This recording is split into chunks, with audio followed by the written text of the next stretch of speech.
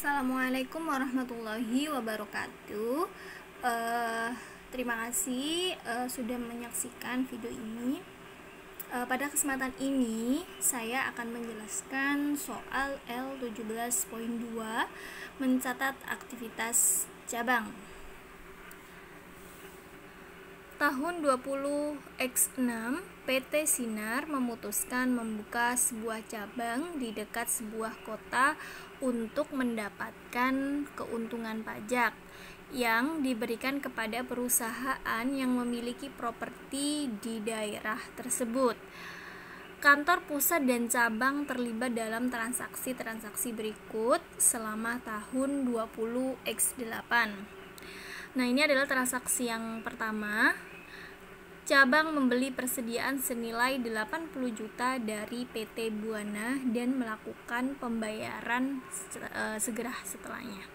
Nah, untuk yang transaksi di nomor 1 ini kantor pusat tidak mencatat ya, karena ini adalah transaksi dari cabang, sehingga untuk transaksi yang dicatat untuk kantor pusat kita langsung masuk di transaksi yang kedua.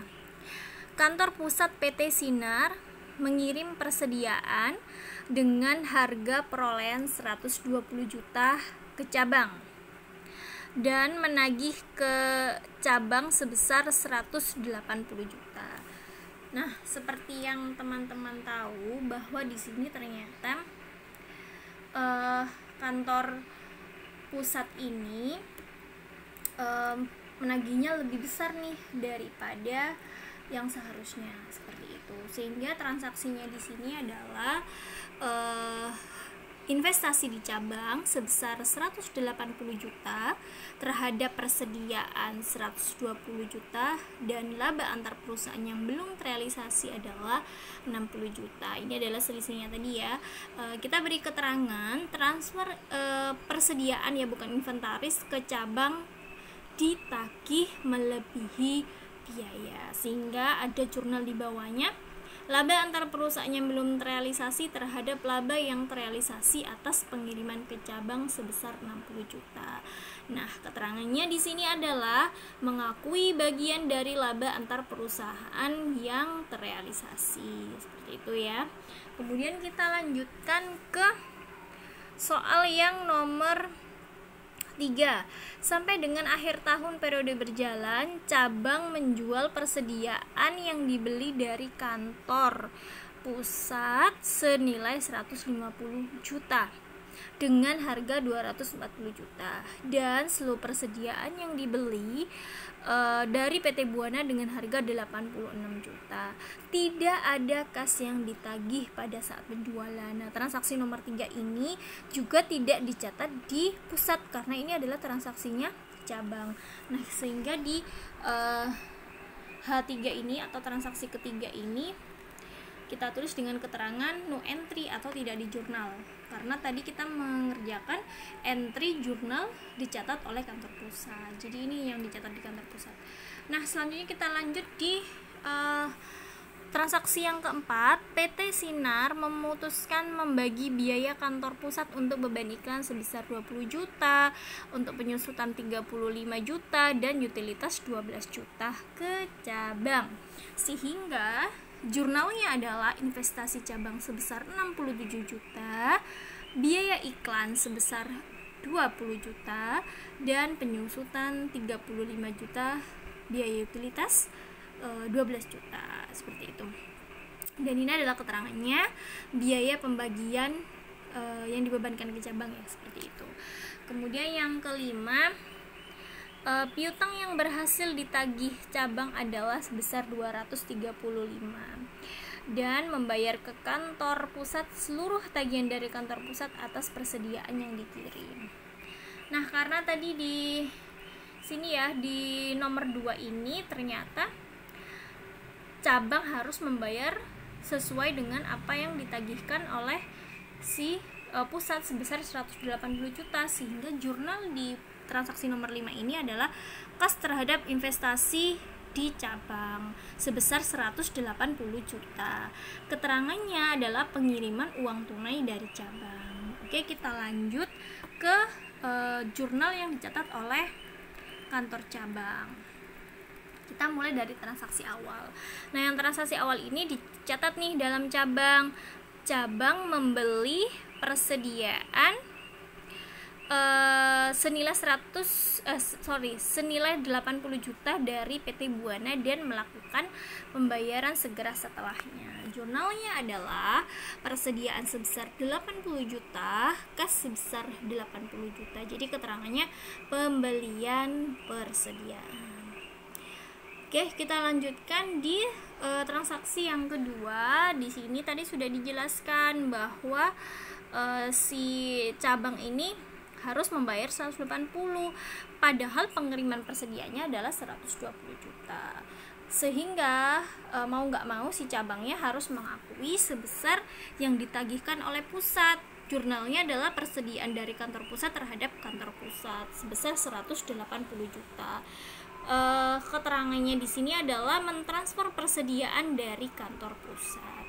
Kemudian yuk kita di transaksi yang ketiga ya. Sampai dengan akhir tahun periode berjalan, cabang menjual persediaan yang dibeli dari kantor pusat senilai 150 juta dengan harga 240 juta dan seluruh persediaan yang dibeli dari PT Buana dengan harga 86 juta. Nah, tidak ada kas yang ditagih pada saat penjualan. Jurnalnya adalah piutang dagang sebesar 326 juta dan penjualan 326 juta. Di sini dari mana? Di 240 juta ditambah 86 juta. Keterangannya mencatat pembelian dari persediaan. Dan kemudian di transaksi yang sama, di transaksi yang ketiga kita catat HPP-nya juga ya, harga pokok penjualan sebesar 230 juta. Itu terdiri dari persediaan dari kantor pusat tadi ya 150 juta. Kemudian persediaan 80 juta itu dari transaksi yang ini ya. Dari transaksi yang pertama ini ya, pembelian persediaan ini ya 80 juta. Sehingga totalnya adalah HPP penjualan dari cabang adalah sebesar 230 juta. Oke, selanjutnya kita kasih keterangan mencatat harga pokok penjualan. Nah, untuk transaksi yang keempat, ini adalah PT Sinar memutuskan membagi biaya kantor pusat untuk beban iklan 20 juta, penyusutan 35 juta, dan utilitas sebesar 12 juta ke cabang. Jurnalnya beban iklan, beban penyusutan, biaya utilitas. Ini ya pembagiannya sesuai yang di soal terhadap kantor pusat. Jumlahnya adalah 67 juta. Nah, kemudian kita kasih keterangan pengeluaran dibagi menurut atau sesuai dari kantor pusat seperti itu. Nah, untuk transaksi yang selanjutnya adalah transaksi yang kelima. Piutang yang berhasil ditagih cabang adalah sebesar 235 juta. Jadi ini cabang bisa menagih uang sebesar ini ya dan membayar ke kantor pusat seluruh tagihan dari kantor pusat atas persediaan yang dikirim. Jurnalnya adalah kas terhadap piutang dagang sebesar 235 juta.